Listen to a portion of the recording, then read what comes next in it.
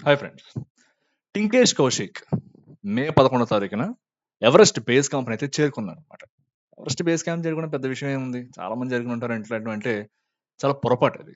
ఎందుకంటే ఆయన ప్రపంచంలోనే మొట్టమొదటి ట్రిపుల్ యాంప్యూటీ అనమాట. అంటే ఆయనకి 2 కాళ్ళు లేవు. అట్ ద సేమ్ టైమ్ ఒక చెయ్యి కూడా లేదనమాట. అలాంటి వ్యక్తి ఎవరెస్ట్ బేస్ క్యాంప్ అంటే సముద్ర మట్టానికి ఆల్మోస్ట్ 5000 మీటర్ల పైన ఉన్నటువంటి ఎవరెస్ట్ బేస్ క్యాంప్ అయితే చేరుకున్నారనమాట. సో, ఈ క్రమంలో ఆయన కూడా చాలా మంది సపోర్ట్ చేసుంటారు. అట్ ద సేమ్ టైమ్ చాలా మందైతే విమర్శించి కూడా ఉంటారు. ఎందుకు నీకు అవసరమా ఇలాంటి పనులన్నీ ఇప్పుడు చేయడం? అసలే ఇలా ఉన్నావు కదా! నీ పరిస్థితి ఏమో ఇలా ఉంది. నీకు అవసరమా అని చెప్పి చాలా మంది విమర్శించుంటారు. ఆయనకైతే అంగవైకల్యం అయితే ఉంది గానీ, మనోవైకల్యం అయితే లేదనమాట. సో, ఆయన అట్లాంటి విమర్శలను పట్టించుకోలేదు. ఆయనైతే ఆయన ఏ సపోర్ట్ అయితే వచ్చిందో ఆ సపోర్ట్ సైడ్ ఆయనైతే ముందుకెళ్ళాడు. చరిత్రలో ఆ ఘనత సాధించిన మొట్టమొదటి వ్యక్తిగా అయితే నిలిచిపోయాడు. సో, ఇదంతా ఎందుకు చెప్తున్నానంటే, మనం ఏదైనా పని చేయాలనుకుంటాం. కొత్తగా ఏదైనా చేయాలనుకుంటాం. లేకపోతే పై చదువులు చదవాలనుకుంటాం. కొత్తగా వ్యాపారం చేయాలనుకుంటాం. లేకపోతే ప్రస్తుతం ఉన్న ప్రాంతంలో ఉద్యోగ అవకాశాలు సరిగ్గా లేక వేరే ప్రాంతానికైతే వెళ్దామనుకుంటాం. ఇలా చేసేటప్పుడు ఇలాంటి ఆలోచనలు మనం బయట పెట్టినప్పుడు కొంతమంది ఒక బ్యాచ్ వెంటనే దిగుతుందనమాట. దిగి "అరేయ్! ఏంట్రా ఇట్లా ఉన్నావు నువ్వసల? అలాంటి పనులు ఎవడన్నా చేస్తాడా అసల? మొన్న మనోడు చేసాడు అలాగే ఒకడు. ఏమైంది ఆడి పరిస్థితి? రోడ్ల మీద తిరుగుతున్నాడు ఇప్పుడు. అవసరమా నీకు ఇట్లాంటివి చేయడం? అప్పుల పాలైపోతావు. ఆడికసల ఇప్పుడు నేను లేకపోతే వాడి ఫ్యామిలీకి అసల 3 పూట్ల ఇది కూడా లేదు. ఎందుకు ఇట్లాంటి పనులు చేస్తావు నువ్వు" అని చెప్పి విమర్శలు చేయడానికి రెడీగా ఉంటారనమాట. వీళ్ళకేమంటే మీరు ఆ పని చేయడం ఇష్టం ఉండదు ఫస్ట్ ఆఫ్ ఆల్. పని చేయడం ఇష్టం లేకపోగా అక్కడి నుంచి మీరు అక్కడికి వేరే చోటుకెళ్లారంటే మీరు ఎక్కడ బాగుపడిపోతారేమో అని చెప్పి ఒక రకమైన ఫీలింగ్ అనమాట వీళ్ళకి. సో, ఈ విధంగా విమర్శలు చేసేవాళ్ళు చాలా మంది ఉంటారు. బట్ ఎప్పుడు కూడా వీటిని పట్టించుకోవాల్సిన పని లేదు. పట్టించుకోవాలి. ఎప్పుడు పట్టించుకోవాలంటే మిమ్మల్ని విమర్శ చేసేవాళ్ళు కన్‌స్ట్రక్టివ్‌గా క్రిటిసైజ్ చేస్తున్నారంటే మిమ్మల్ని. అంటే మీరు సపోజ్ ఏదైనా స్టార్ట్ చేస్తున్నారు. సంథింగ్ ఏదో ఔట్ ఆఫ్ వేకి స్టార్ట్ చేస్తున్నారు మీరేదన్నా. దానికి ఒక ప్లాన్ అండ్ యాక్షన్ అంటూ ఏం లేదు. అరేయ్! నువ్వేదో స్టార్ట్ చేస్తున్నావు చాలా బావుంది. కానీ అది స్టార్ట్ చేయడానికి నీ దగ్గర రిసోర్సెస్ ఉన్నాయా? మానిటరీ రిసోర్సెస్ ఉన్నాయా? లేపోతే అసలు ఏం చేద్దాం అనుకుంటున్నావు? ఏం చేద్దాం అనుకుంటున్నావు? దానికి కావాల్సినవన్నీ ఫస్ట్ సమకూర్చుకో. ఫస్ట్ గ్యాదర్ చేసుకో. తర్వాత ఆ పని చేయని జెప్పి కన్‌స్ట్రక్టివ్‌గా క్రిటిసైజ్ చేసేవాళ్ళు గూడా ఉంటారనమాట. సో, వాళ్ళు చేస్తే ఓకే. కానీ కొంతమంది ఉంటారనమాట. వీళ్ళ ఇంటెన్షన్ ఎట్లుంటుందంటే, మీరు ఎదగకూడదు. ఆ పరిస్థితి నుంచి మీరు నెక్స్ట్ లెవెల్‌కి వెళ్ళకూడదు అన్నట్టుగా వీళ్ళైతే క్రిటిసైజ్ చేస్తూ ఉంటారు. సో, ఈ విధంగా క్రిటిసైజ్ చేసేవాళ్ళు, విమర్శ చేసేవాళ్ళు ఎందుకు జేస్తారు? ఇట్లా చేయడం వల్ల వాళ్ళకి ఏమొస్తుంది? ఇటువంటి వాళ్ళని నిజంగా మనకి సపోర్ట్ చేసే వాళ్ళ దగ్గర నుంచి ఏ విధంగా డిఫరెన్షియేట్ చేయాలి? ఎందుకంటే వీళ్ళేం సెపరేట్‌గా ఉండరు. విమర్శకులు అని చెప్పి ఎవరు బోర్డ్ పెట్టుకొని ఉండరు కదా!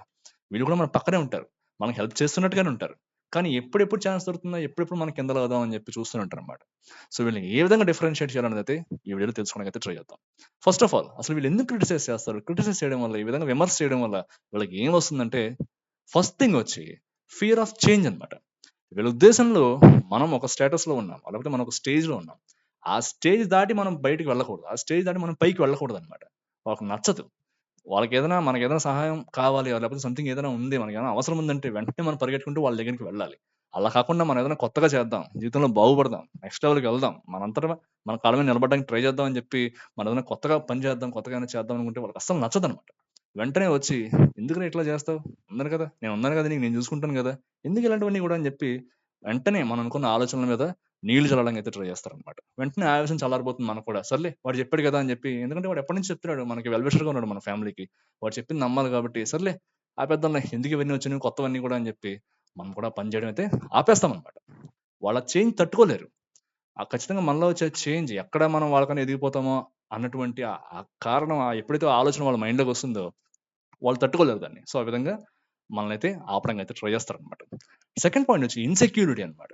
ఇన్‌సెక్యూరిటీ ఎట్లా అంటే అవతల పక్క వ్యక్తికి అదే అవకాశం ఉంటుంది ఎదగడానికి. నాకు కూడా అదే అవకాశం ఉంటుంది ఎదగడానికి. కానీ నాకు బద్ధకం లేకపోతే పని చేయడం నాకిష్టం లేదు. సో, నువ్వు కూడా ఆ పని చేయడం నాకిష్టం లేదనమాట. సో, నేనేం చేస్తానంటే ఎందుకు ఆ పని చేయడం అని చెప్పి నీకు నెగెటివ్‌గా వచ్చి మొత్తం ఎక్కిస్తాననమాట. సో, తద్వారా ఏమవుతుందంటే రేపొద్దున వాడు గనక ఆ పని చేసి ఎదిగిపోతే రేపొద్దున అందరూ వచ్చి ఏమంటారు? "అరేయ్! చూడరా వాడు నీకన్నా కష్టపడి పైకెళ్ళిపోయాడని" చెప్పి వేరొకళ్ళు ఎవరో వచ్చి నన్ను పాయింట్ ఔట్ చేయరు కదా!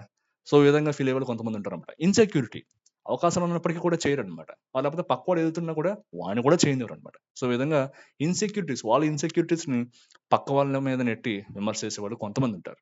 అండ్ థర్డ్ కేటగరీ వచ్చేసి ప్యూర్ జెలసీ అనమాట. నా కళ్ళెదురుగుండా వాడు ఎదిగిపోతున్నాడు. లేపోతే మనలోనే ఉన్నాడు కదా ఇంతవరకు. మనలాగే ఉన్నాడు కదా ఇంతవరకు. సడెన్‌గా అలా ఎదిగిపోతున్నాడేంటి? అమ్మో! వాడు ఎదిగిపోతే నాకు కడుపు నొప్పొచ్చేస్తది. నేనైతే వాడిని అస్సలు ఎదగనివ్వనని చెప్పి, ఎక్కడెక్కడ ఛాన్స్ దొరుకుతుందా? ఎక్కడెక్కడ ఎప్పుడెప్పుడు వాడు ఫెయిల్ అవుతాడా? ఎప్పుడెప్పుడు మనం ఎంటర్ అవుదాం అని చెప్పి చూస్తుంటారనమాట. ప్యూర్ జెలసీ అంతకన్నా ఏం లేదనమాట. వాడు ఎదగకూడదు అంతే. అదొక్కటే రీజన్ అనమాట. సో, ఈ విధంగా వీళ్ళైతే క్రిటిసైజ్ చేయడానికి అయితే చూస్తూ ఉంటారనమాట. సో, వీళ్ళని ఏ విధంగా గుర్తించాలి? నిజంగా నాకు జెన్యూన్‌గా సపోర్ట్ చేసే వాళ్ళ నుంచి, ఈ విధంగా క్రిటిసైజ్ చేసే వాళ్ళని ఏ విధంగా గుర్తుపట్టాలంటే 4 వేస్ అయితే ఉంటాయన్నమాట. అవేంటో తెలుసుకోవడానికి అయితే ట్రై చేద్దాం. ఫస్ట్ వన్ వచ్చి కన్‌స్ట్రక్టివ్ వర్సెస్ డిస్ట్రక్టివ్ ఫీడ్‌బ్యాక్ అనమాట. కొంతమంది ఏమంటే నిజంగా మనం జెన్యూన్‌గా హెల్ప్ చేసేవాళ్ళు, లేకపోతే మనకు సపోర్ట్ చేయాలనుకునేవాళ్ళు, మనకు ఫీడ్‌బ్యాక్ ఇచ్చినా, లేకపోతే మనల్ని విమర్శ చేసినా ఏమంటే చాలా కన్‌స్ట్రక్టివ్‌గా ఉంటుంది. ఈ డిఫరెన్స్ ఎప్పుడు బాగా గుర్తుపెట్టుకోండి. కన్‌స్ట్రక్టివ్ ఫీడ్‌బ్యాక్ అంటే ఏంటంటే, మీరు సంథింగ్ ఏదో చేస్తున్నారు. చేసినప్పుడు అందులో సంథింగ్ ఏదో ఫెయిల్యూర్ ఏదో వచ్చింది. ఫెయిల్యూర్ వచ్చిన తర్వాత వీళ్ళొచ్చి చెప్తారు. నీ యొక్క ఫెయిల్యూర్‌కి లేకపోతే నువ్విక్కడ ఓడిపోవడానికి కారణం ఇది. దీని నుంచి నువ్వేం నేర్చుకోవాలో అది నేర్చుకో. ఏం చేయకూడదో అది చేయకుండా ఉండు. నీ విజయానికి కావాల్సినట్టుగా మళ్ళీ నిన్ను మౌల్డ్ చేసుకో. మౌల్డ్ చేసుకొని ముందుకెళ్ళు తప్పితే ఇక్కడే ఆగిపోకు నువ్వని చెప్పి, నీ యొక్క అపజయానికి కారణమైనటువంటి దాన్ని ఎత్తిపొడుస్తూనే, నువ్వు నెక్స్ట్ ఏం చేయాలి? నెక్స్ట్ లెవెల్ రీచ్ అవ్వాలంటే, నువ్వు అనుకున్న లక్ష్యాన్ని రీచ్ అవ్వాలంటే ఏం చేయాలో దానికి కూడా వీళ్ళైతే బాటలు వేయడానికి చూస్తారు. అంతే తప్పితే ఇక్కడితోటి అయిపోయింది నీ పని నువ్వేం చేయలేవు. ముందే చెప్తున్నాను కదా నీకు అని చెప్పి, ఆ విధంగా మిమ్మల్ని అయితే మొత్తానికే డౌన్ చేయడానికి అయితే చూడరనమాట.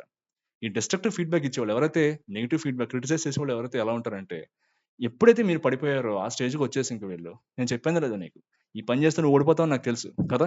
ఇంకెప్పటికి లేట్ అయిపోలేదు. నా మాటిని పెట్టే బేడా సర్దేసుకో, ఇంటికెళ్ళిపోదాం. వద్దు. నీ వల్ల అవ్వదు. ఇలాంటి వాళ్ళ వల్ల అవ్వదు ఇలాంటి పనులని చెప్పి, మిమ్మల్ని ఎప్పుడెప్పుడు ఛాన్స్ వస్తుందా, ఎప్పుడెప్పుడు క్రిటిసైజ్ చేద్దామని చెప్పి చూస్తూనే ఉంటారన్నమాట. సో, ఈ విధంగా మీకు ఫీడ్‌బ్యాక్ ఎలా ఇస్తున్నారు?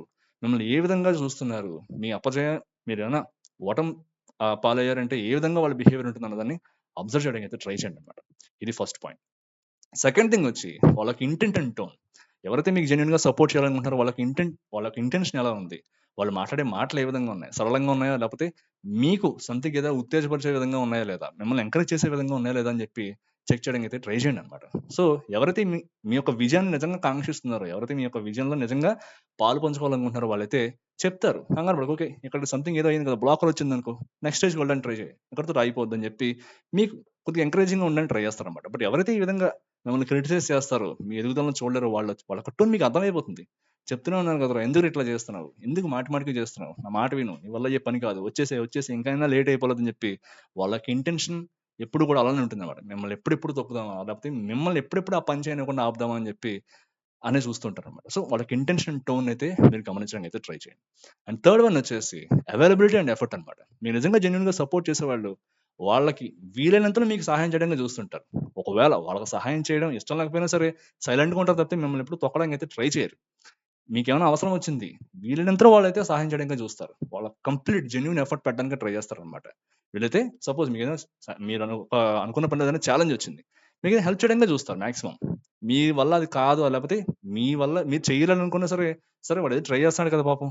కొద్దిగా వాడికి హెల్ప్ చేసి చూద్దాం అని చెప్పి హెల్ప్ చేయడానికే చూస్తారు. బట్ ఎవరైతే మిమ్మల్ని క్రిటిసైజ్ చేయాలని చూస్తున్నారో, ఎవరైతే మిమ్మల్ని కిందకి లాగాలని చూస్తున్నారో, వీళ్ళు ఎప్పుడొస్తారంటే, మీ యొక్క ప్రయాణంలో మీరేదో స్ట్రగుల్స్ ఫేస్ అవుతున్నప్పుడు అప్పుడు రారు.